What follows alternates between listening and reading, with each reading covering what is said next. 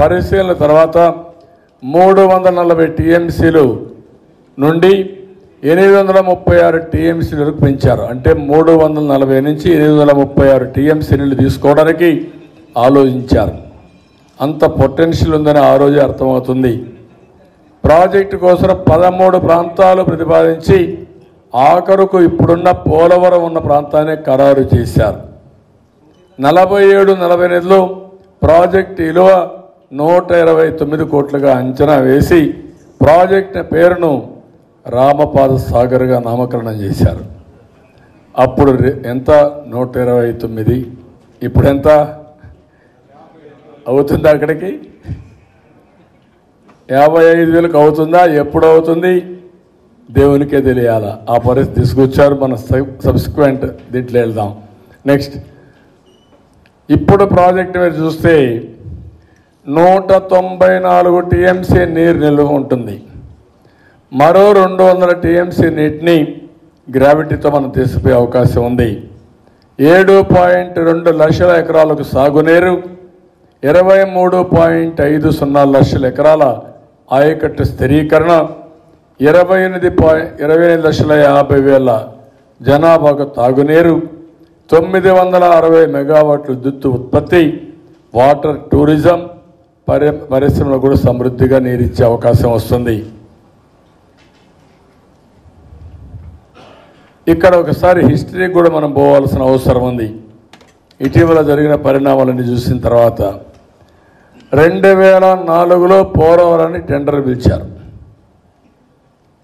మధుకాన్, సేనయ్య సంస్థలకు పనులు అప్పచెప్పారు. అప్పుడే కక్షకు గురై ఈ ప్రాజెక్ట్ అప్పుడే బలైంది. మొదటిసారి బలైంది, ఇప్పుడు రెండోసారి బలవుతా ఉంది. కక్ష సాధింపు చర్యలతో మధుకాన్ని, సేనయ్య కంపెనీని పనుల నుంచి రద్దు చేసి ఇబ్బందులు పెట్టి రద్దు చేశారు. వాళ్ళు కోర్టులకు పోవడం ఎన్ని చేశారు. హెడ్ వర్క్ నిర్లక్ష్యం చేసి కమిషన్ల కోసం కాలువ పనులపై దృష్టి పెట్టి మొత్తం ప్రాజెక్ట్ని సర్వనాశనం చేశారు. రాజశేఖర రెడ్డి ఖర్చు పెట్టింది 423 కోట్లు, అది కూడా మట్టి పనుల కోసం. 2004 నుంచి 14 వరకు కేవలం 5% పనులే అయినాయి. అప్పట్లో రైతులకు పరిహారం ఇవ్వలేదు. పొరుగు రాష్ట్రాలతో వివాదాలు పరిష్కారం కాలేదు. పెండింగ్లోనే కోర్టు కేసులు అయిపోయినాయి. 9 ఏళ్ళు, మొత్తం 14 వరకు కాలయాపన జరిగే పరిస్థితి వచ్చింది. నెక్స్ట్, ఇవన్నీ నేను చెప్పడం కాదు. ఇటీవల పీపీఏ ఏదైతే ఉందో, ఈ గవర్నమెంట్ వచ్చిన తర్వాత మేము రద్దు చేస్తాం టెండర్లు అంటే పాత చరిత్ర అంతా తిరగదోడి మీరు చేయొద్దండి, మళ్ళీ పాత చరిత్ర పునరావృతం అవుతుంది, అది రాష్ట్ర శ్రేయస్కరం కాదు, ప్రాజెక్టు మంచిది కాదని చాలా స్పష్టంగా చెప్పి చరిత్ర అంతా కూడా చెప్పి చేయొద్దని హెచ్చరించారు. 2004లో హెడ్ వర్క్స్ అవార్డు అయ్యి 2009 వరకు ఎటువంటి పురోగతి లేదు. ఎందుకు క్యాన్సిల్ చేశారు? 2009లో రీటెండరింగ్ చేసి 2013 వరకు ఎలాంటి పురోగతి సాధించలేకపోయారు. 13 వరకు ఏమీ చేయలేకపోయారు. 13 వరకు ఫలితం 2004, 2014 వరకు ఆశించిన పనులు జరగలేదని పీపీఐ చాలా స్పష్టంగా చెప్పింది. నెక్స్ట్, ప్రస్తుత కాంట్రాక్టర్ పనితీరు సంతృప్తికరంగా ఉన్నందున మార్చాల్సిన అవసరం లేదు. కంప్లైంట్స్ లేవు, మీరు మాట్లాడుతున్నారు, దాంట్లో ఏమాత్రం ఆధారాలు లేవని చాలా స్పష్టంగా చెప్పారు. 2009లో కాంట్రాక్ట్ని మార్చడం వల్ల హెడ్ వర్క్స్ నిలిచిపోయాయి. మళ్ళీ అలాంటి పరిస్థితి వచ్చే అవకాశం ఉందని చాలా స్పష్టంగా వాళ్ళు చెప్పడం, రిటర్న్గా కూడా ఇచ్చారు, లెటర్స్ రాశారు, మినిట్స్ రికార్డ్ చేశారు, అన్నీ చెప్పారు. కానీ ఇష్టానుసారంగా చేసి కాంట్రాక్ట్ని మార్చారు. పనులు జరగవని పీపీఏ చెప్పిందే ఈరోజు జరిగే పరిస్థితికి వచ్చింది. ఇంకొక మాట కూడా చెప్పారు, కొత్త కాంట్రాక్ట్ని మార్చడం వల్ల మినిమం 10 నెలలైనా పనుల్లో జాప్యం జరుగుతుంది. చేసిన పనులకు పాత కాంట్రాక్టర్ బాధ్యత వహించాలి. కొత్త కాంట్రాక్టర్ రావడం వల్ల జవాబుదారీతనం లేకుండా పోతుంది. పాత వాళ్లకు కొత్త వాళ్లకు ఎవడు చేశాడో తెలియదు. రేపు ఏం జరిగినా ఎవరికి బాధ్యత లేదు అని ఆ రోజే హెచ్చరించారు.